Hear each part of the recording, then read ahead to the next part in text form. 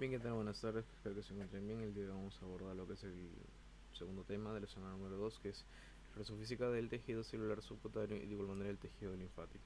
Vamos a empezar un poquito con respecto a lo que es el tejido celular subcutáneo, el cual vamos a hablar ciertas generalidades. La primera parte es el componente principal. Acuérdate siempre, ok, que aquí hablamos de que de los adipocitos, ok, el cual estos adipocitos van a tener algo en común o algo interesante, el cual es que van a estar organizados en que en los lobulillos. Muy bien. De igual manera el grosor más que todo depende de la zona. Por ejemplo, hay zonas donde es mayor. En este caso hablamos tanto de pies como en manos. Pero cuando hablamos en zonas menores, hablamos por ejemplo el escroto, hablamos por ejemplo el pene, hablamos por ejemplo el párpado, hablamos también por ejemplo del lecho sublingual, subungual. Entonces, según el porcentaje en cuanto al sexo, bueno, en este caso pues las mujeres es de 20 a 25%, a comparación de los varones que es de 15 a 20% el porcentaje de que de todo el tejido celular subcutáneo. La función es, bueno, como estamos frente a una capita de grasita, esta capita pues va a protegerla con que contra los traumatismos. De igual manera va a conservar que la o el calor temporal, digo el calor corporal, acá vamos a conservarlo. De igual manera, lo que es los adipocitos tienen una función también de reserva, en este caso a nivel nutricional como de energía. Bien, entonces vamos a hablar de lo que es el trofismo, que prácticamente es todo aquello lo cual no, bueno, su definición es prácticamente desarrollo, nutrición y mantenimiento de que justamente de los tejidos. Ahora, ¿cuál es el componente principal, o en este caso de qué va a depender aquí? Si de qué va a depender el trofismo, en este caso pues depende de la zona que lo cual vamos a explorar, depende también de la edad, depende del sexo, depende de qué, de la constitución del individuo, de igual manera el estado de nutrición. Ahora, ¿cómo se va a distribuir la distribución? Bueno, en este caso de manera uniforme o no uniforme, el cual también se puede designar como lipodistrofia. Pues que podemos hablar de la distribución uniforme, que prácticamente es todo simétrico.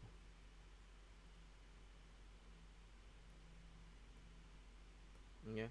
Ahora, por ejemplo, esto puede aumentar en casos de que de obesidad, como este puede disminuir en casos de delgadez.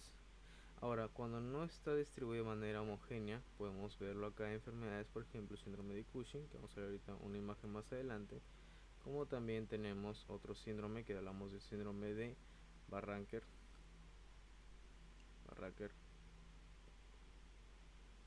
que Simons.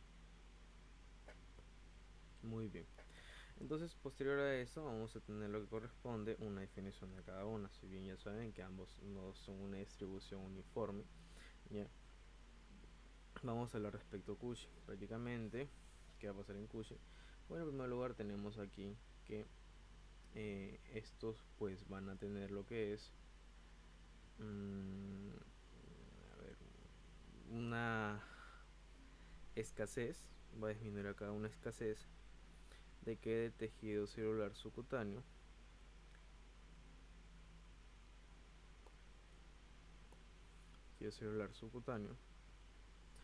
pero en que en la mitad inferior, ok, pero que en la mitad superior, disculpen, a comparación de que este va a aumentar ya donde en la mitad inferior. Entonces ya sabes, en la parte superior va a disminuir justamente el tejido celular subcutáneo, pero en el inferior va a aumentar.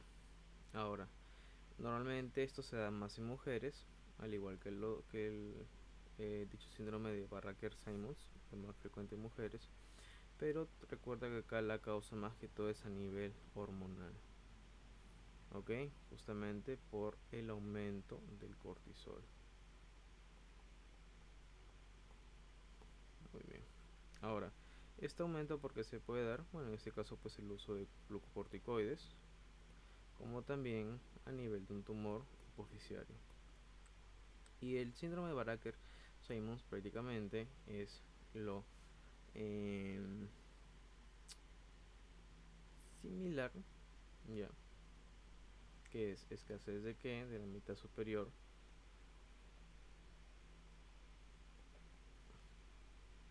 en la mitad superior del cuerpo, pero hay un aumento del tejido celular subcutáneo en que en la mitad inferior. Pero aquí se da prácticamente una pérdida de qué, justamente de dicho tejido adiposo,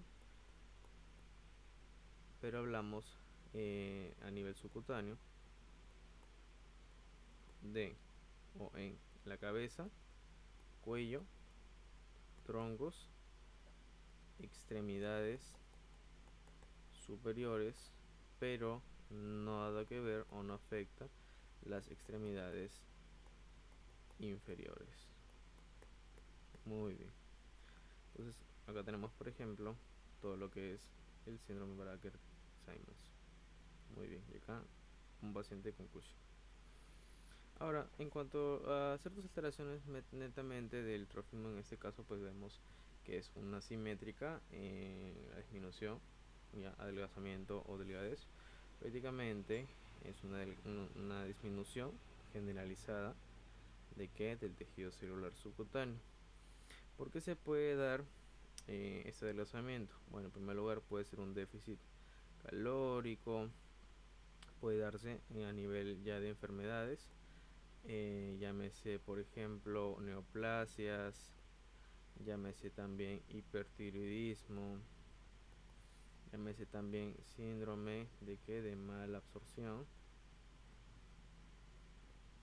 llámese también infecciones crónicas.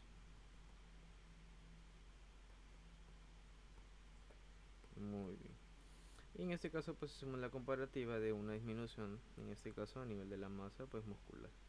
Y acá, en este caso pues a qué se llama emaciación. Prácticamente una pérdida mayor al 25% de qué, pues del peso total corporal.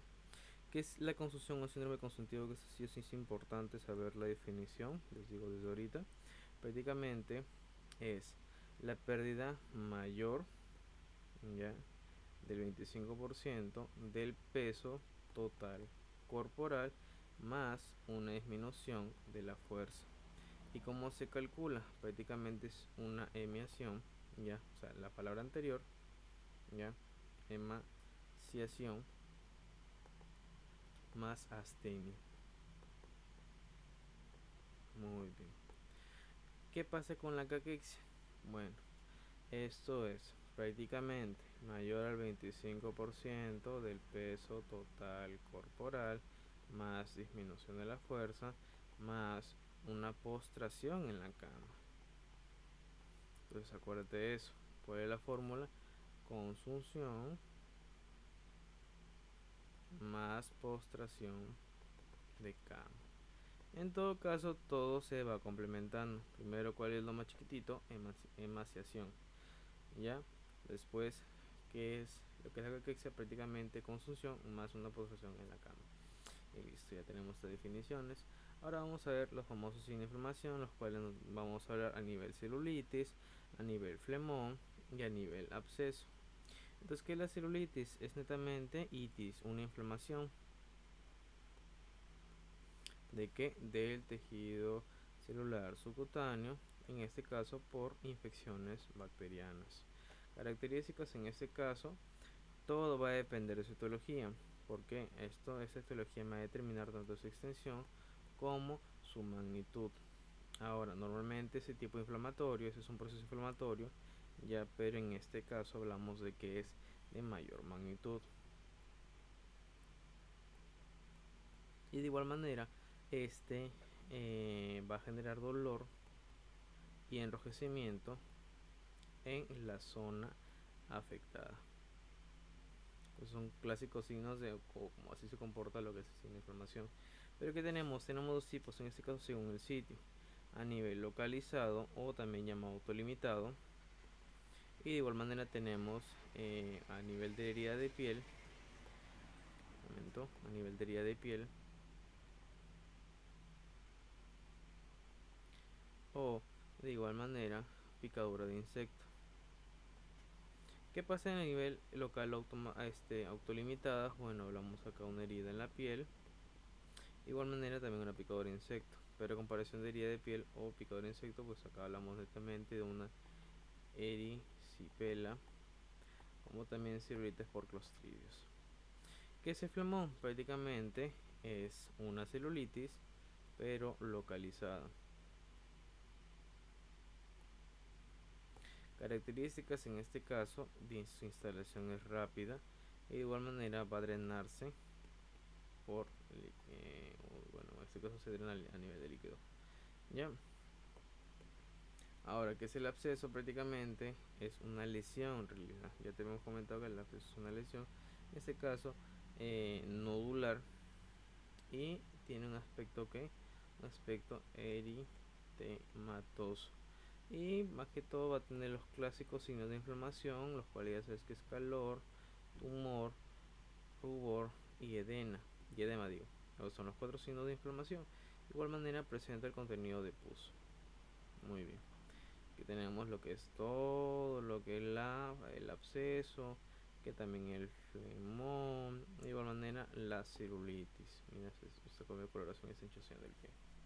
Entonces, vamos a hablar respecto a los nódulos. Justamente hemos hablado respecto a los nódulos en el absceso, que prácticamente ya sabes que es un tipo de lesión la cual va a ser sólida y va a ser elevada. Entonces, ¿qué características tiene? Su diámetro es de 1 a 2 centímetros.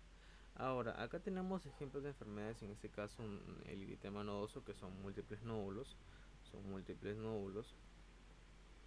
Pero ¿qué pasa con estos nódulos? Son eritematosos y ¿qué más? Y calientes. Y de igual manera también son dolorosos. Entonces entra la característica más. MCD, calientes y dolorosos. ¿Qué es lo que qué es la goma? Prácticamente es un nódulo el cual se va a reblandecer, ya, el cual se ulcera y este evacúa todo su contenido hacia donde, hacia el exterior. ¿Qué es lo que es el nódulo reumatoide? Prácticamente es causado por la artritis reumatoide. ¿Y qué son los tofos gostosos? Prácticamente es la acumulación de ¿qué? La acumulación de ácido úrico. Ahora, ¿cuáles son las características de este eritema nodoso? En primer lugar, desaparece entre 1 a 3 semanas. Segundo, la ubicación es a nivel pretrivial. Ya, ¿en donde? En la cara anterior de la pierna. Y en este caso, pues acá está su etiología. En este caso, enfermedades gastrointestinales, como también la clásica infección bacteriana. A comparación de la goma, que hablamos de que al repararse o haber una resolución, siempre va a dejar que una cicatriz. De igual manera tenemos de que la apertura que va a generar justamente todo lo que es la goma es sitio de qué, sitio de infección. Entonces su apertura tiende a tener un sitio de infección. Tercero, los ejemplos, en este caso patologías referentes a lo que es la goma. Tenemos el clásico gomas sifilíticos o sifilíticas, disculpen, sifilíticas.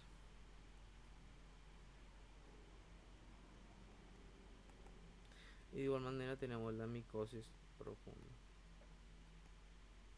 ¿Qué es artritis reumatoide? Bueno, eso es que, que el nódulo reumatoide está generado por el artritis reumatoide y estos pueden ser múltiples, pueden ser dolorosos y de igual manera donde se van a ubicar en las zonas de presión. Ahora,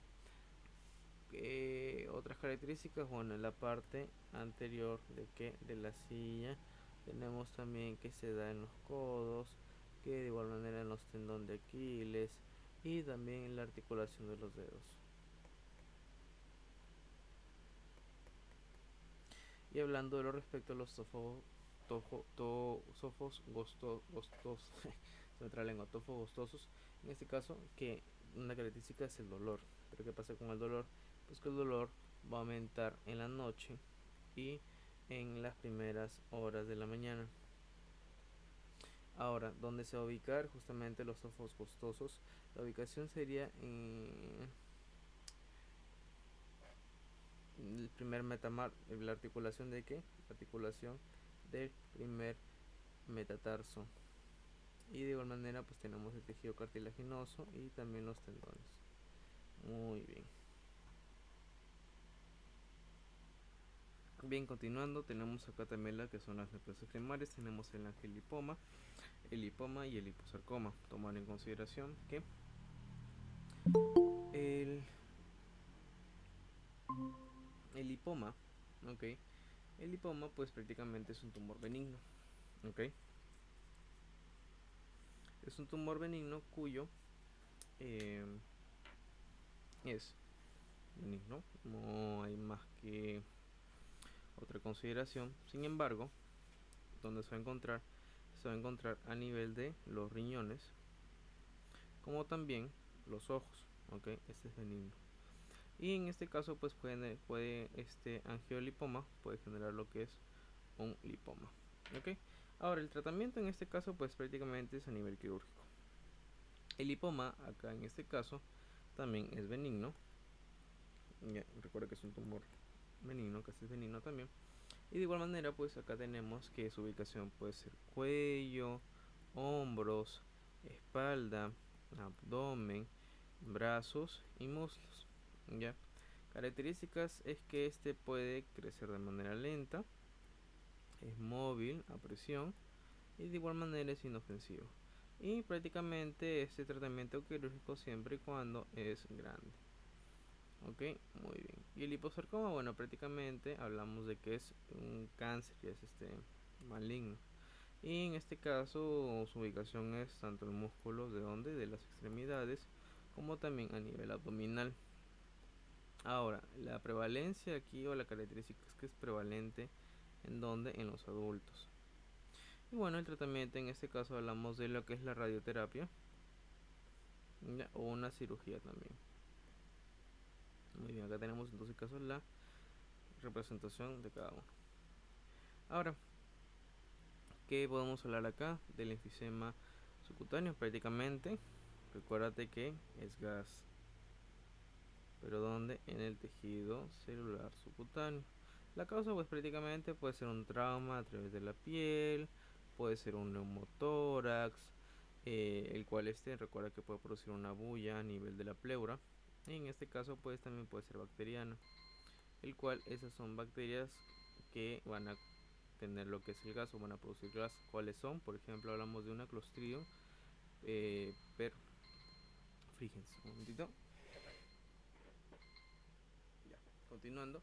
Y el cuadro clínico, bueno, normalmente lo que te puede generar acá es los famosos crepitantes al ocultar y de igual manera el famoso pues burbujeo. Muy bien, entonces acá tenemos, mira, el pacientito lleno de lo que es todo gas a nivel tejido celular subcutáneo.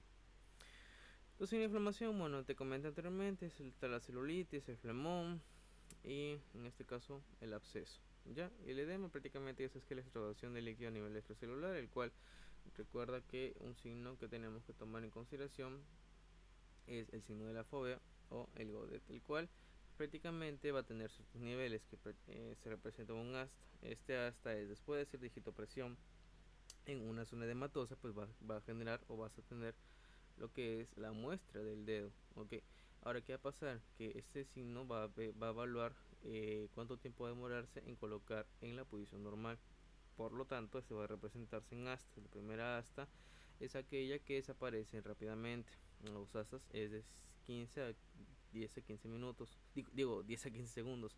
Las 3 astas es de 1 minuto o mayor 1 minuto, y ya prácticamente 4 astas son de 2 a 3 minutos. Y acá hay otros cuadritos que nos comentan. ¿Ya? Igual manera que está la clasificación según magnitud: grado 1, leve de presión, sin distorsión variable, el contorno, y desaparece prácticamente todo lo que es el, eh, el signo de Godet. Y hablamos a nivel tejido linfático. Bueno, prácticamente el tejido linfático va a dividirse en dos cosas: el nivel de superficial o ganglios superficiales, los cuales van a ubicarse en el tejido subcutáneo. ¿Ya? Y de igual manera, eh, podríamos comentar acá también los profundos. ¿Ok? ¿Qué va a pasar con los profundos? Que estos van a estar debajo de que de lo que es la aponeurosis. Ahora, ¿qué tenemos que considerar aquí bastante? Es que cómo se va a explorar los superficiales. La ventaja de los superficiales a comparación de profundos, por su ubicación que se encuentran, estos son palpables a la palpación. Muy bien.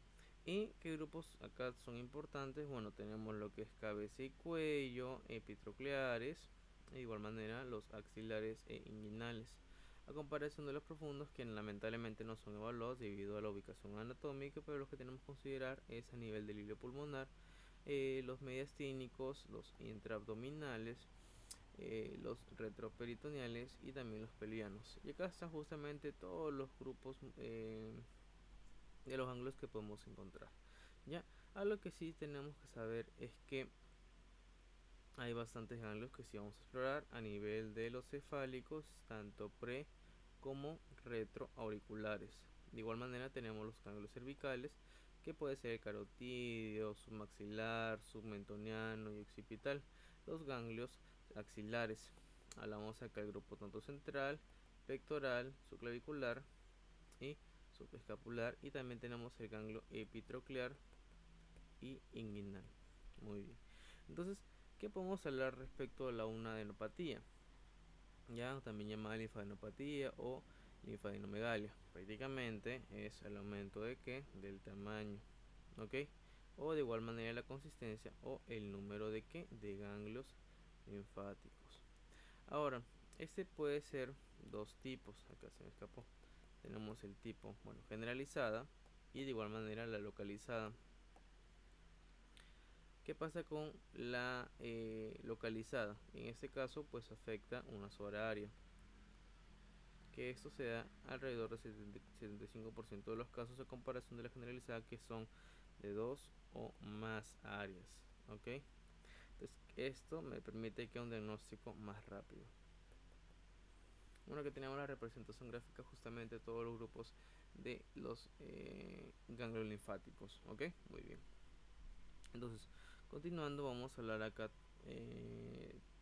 ejemplos patológicos según la ubicación de o características, en pocas palabras, de los grupos linfáticos. Vamos a hablar en primer lugar con respecto a los occipitales, donde se van a ubicar. Bueno, en este caso entre la protuberancia occipital externa y la apófisis mastoide, justamente donde, a nivel de las masas musculares, donde se va a drenar toda esa zona occipital, se va a drenar a nivel del cuero cabelludo. ¿Y qué patologías podemos presenciar? Bueno, en primer lugar, una infección del cuello cabelludo y una picadura de insecto.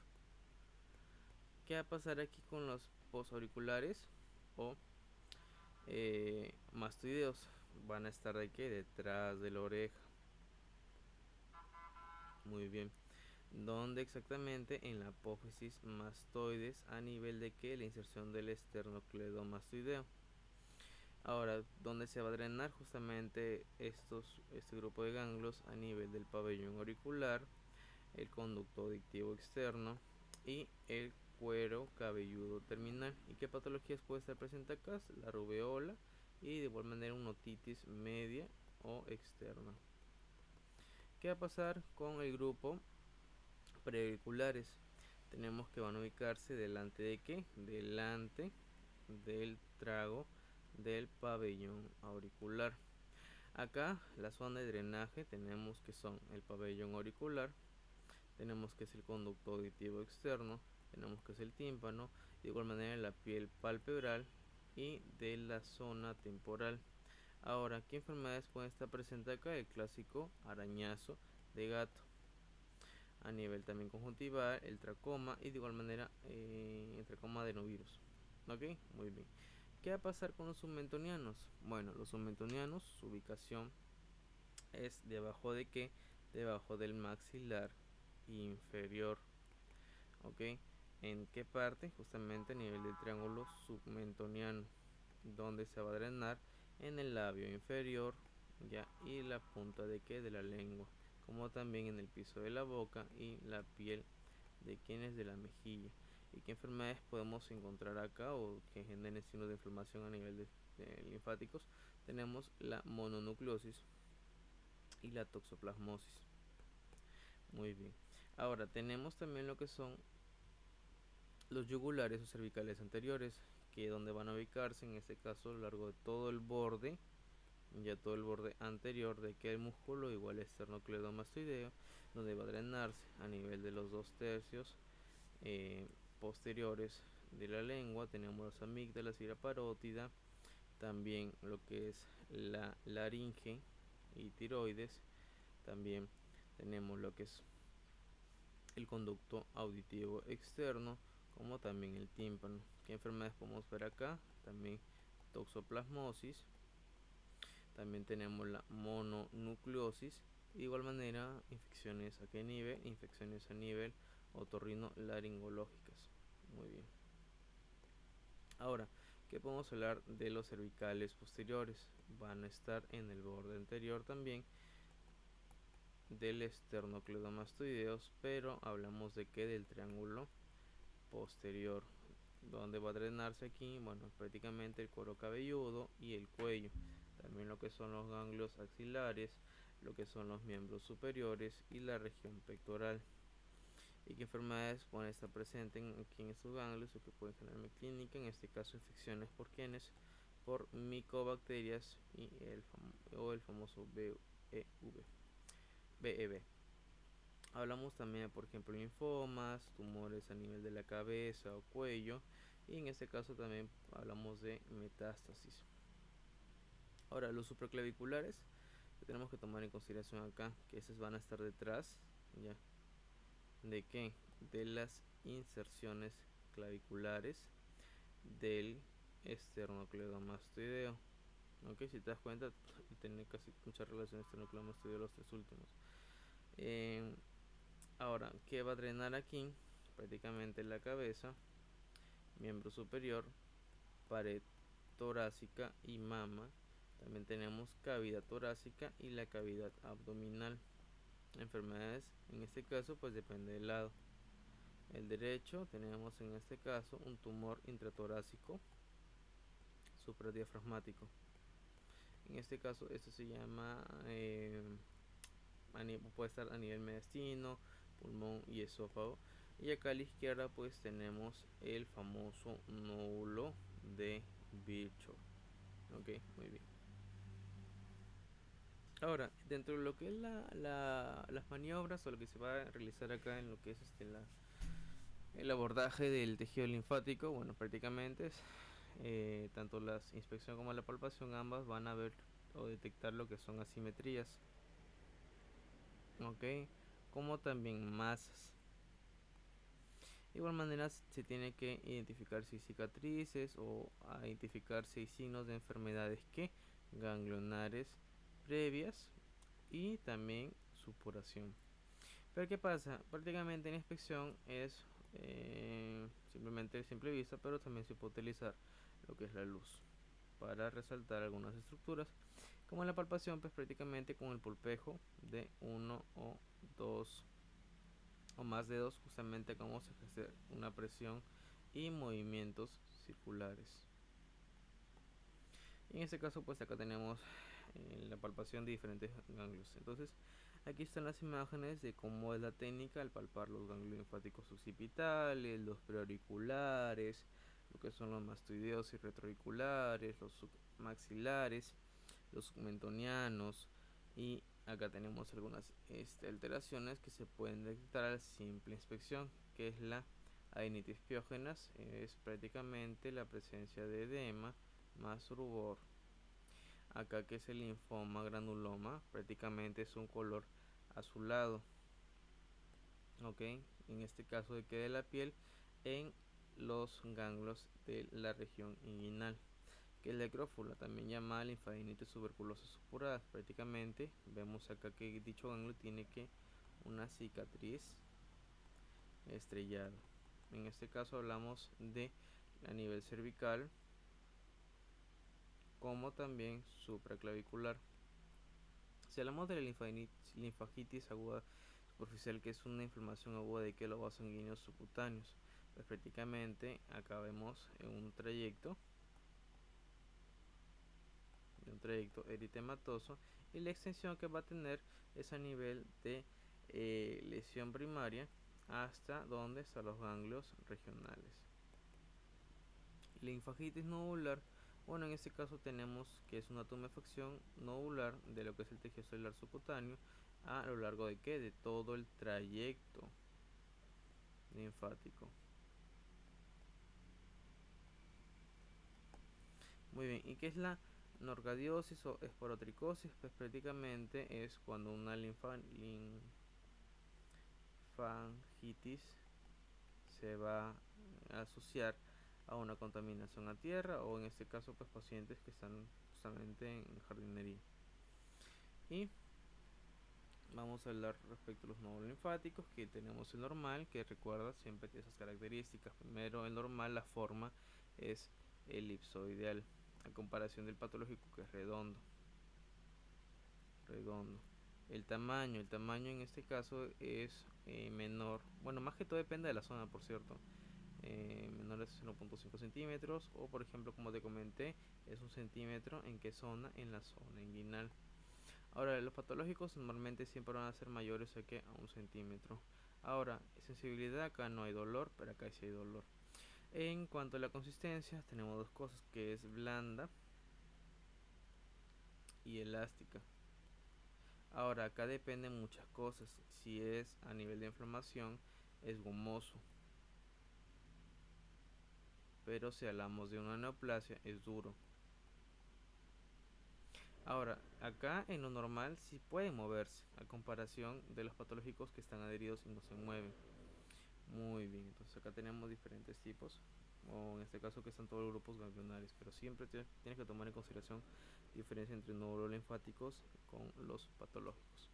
Y ya por último tenemos lo que es el signo de Hoster, que es el famoso linfoma de Hodgkin, que es un dolor a nivel de los ganglios linfáticos después de ingerir alcohol. Y nada, solamente eso sería todo por lo que es sistema celular subcutáneo como tejido linfático. Ya probablemente el miércoles ya empiecen a hacer la historia clínica de todo lo que corresponde a esos tres sistemas. Ya vamos a ver ya el tercer tema. Ok, entonces chicos, nada más esto es por el de hoy. Espero que tengan buena tarde, nos vemos más tardecito, cuídense. Doc, disculpe,